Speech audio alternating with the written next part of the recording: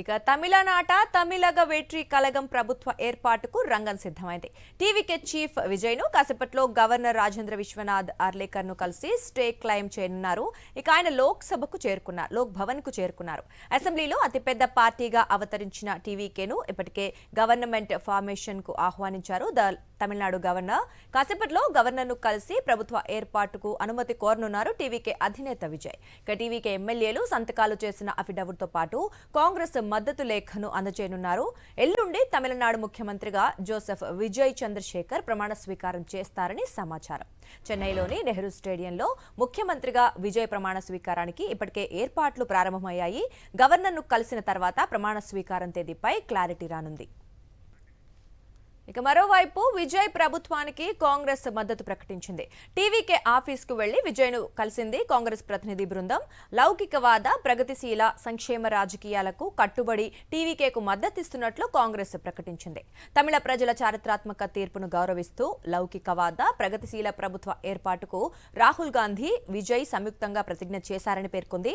ఇక అసెంబ్లీతో పాటు లోక్సభ, రాజ్యసభ ఎన్నికలకు ఈ మద్దతు కొనసాగుతుందని వెల్లడించింది. కాగా విజయ్ ప్రభుత్వానికి మద్దతిచ్చేందుకు ఒక షరతు పెట్టింది కాంగ్రెస్. కమ్యూనల్ శక్తులకు దూరంగా ఉండాలని, వారి నుంచి ఎలాంటి మద్దతు తీసుకోకూడదని టీవీకేకు కండిషన్ పెట్టింది కాంగ్రెస్. మొత్తం మీద టీవీకే ప్రభుత్వంలో చేరటం ద్వారా దక్షిణాదిలో ఏపీ మినహా అన్ని రాష్ట్రాల్లో కాంగ్రెస్ అధికారంలోకి వచ్చినట్లయింది. తమిళనాట తమిళగ వేట్రి కలగం ప్రభుత్వ ఏర్పాటుకు రంగం సిద్ధమైంది. టీవీకే చీఫ్ విజయ్ను కాసేపట్లో గవర్నర్ రాజేంద్ర విశ్వనాథ్ ఆర్లేకర్ కలిసి స్టే క్లెయిమ్ చేయనున్నారు. ఇక ఆయన లోక్ భవన్ కు చేరుకున్నారు.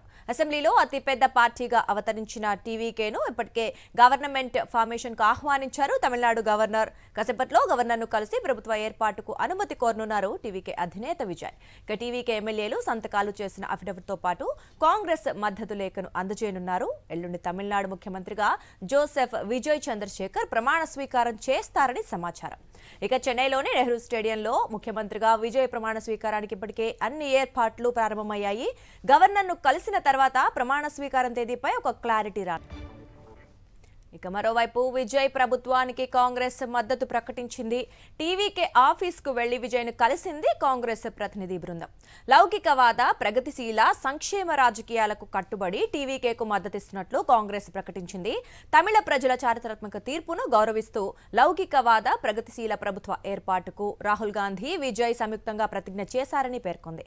ఇక అసెంబ్లీతో పాటు లోక్సభ, రాజ్యసభ ఎన్నికలకు ఈ మద్దతు కొనసాగుతుందని వెల్లడించింది.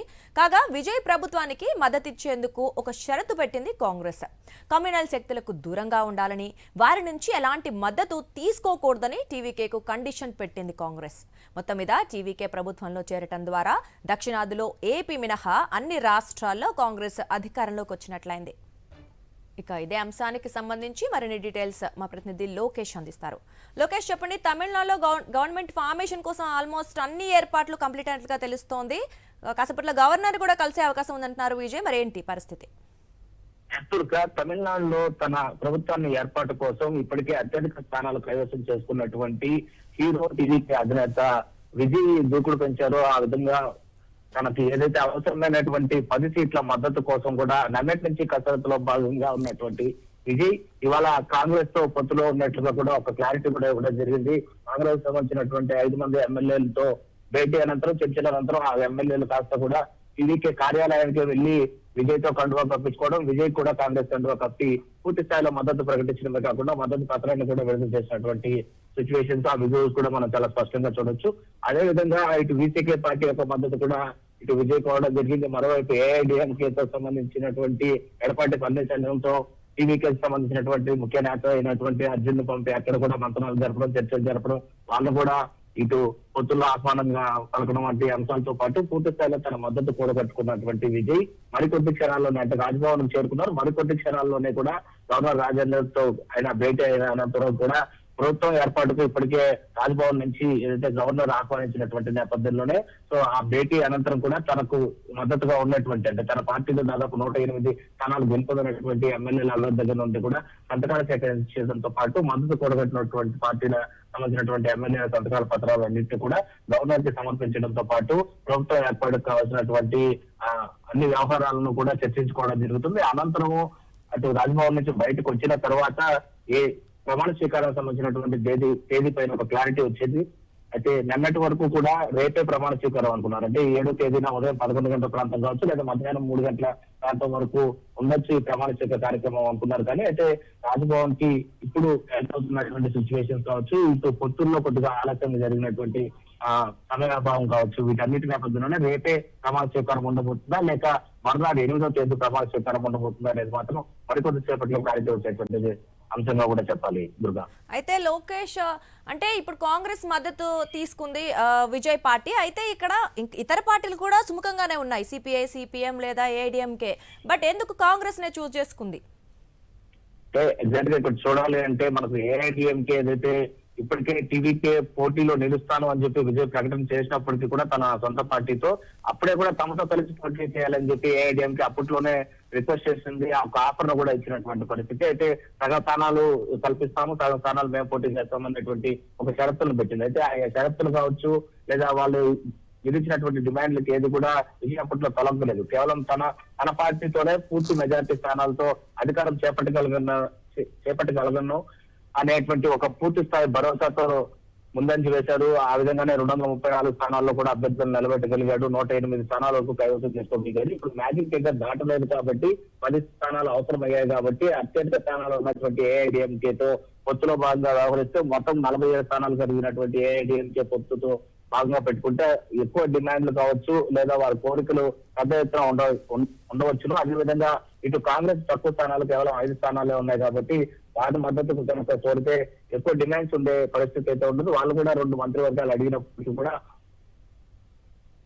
విజయ్ ఇచ్చినట్లుగా కూడా తెలుస్తుంది. సో అతి చిన్న అంటే పార్టీ అయితే పెద్దదే కావచ్చు, స్థానాలు కేవలం 5 స్థానాలే ఉన్నటువంటి నేపథ్యంలోనే వాళ్ళ కోరికలు డిమాండ్లు చాలా తక్కువగా ఉంటాయి కాబట్టి వాళ్ళని ఈజీగా వాళ్ళనైతే మాత్రం సాటిస్ఫై చేయొచ్చు అనేటువంటి సిచ్యువేషన్ లో కాంగ్రెస్ తో మొదటగా పూర్తి స్థాయిలో మద్దతు జతకట్టినట్లుగా కూడా తెలుస్తుంది దుర్గా.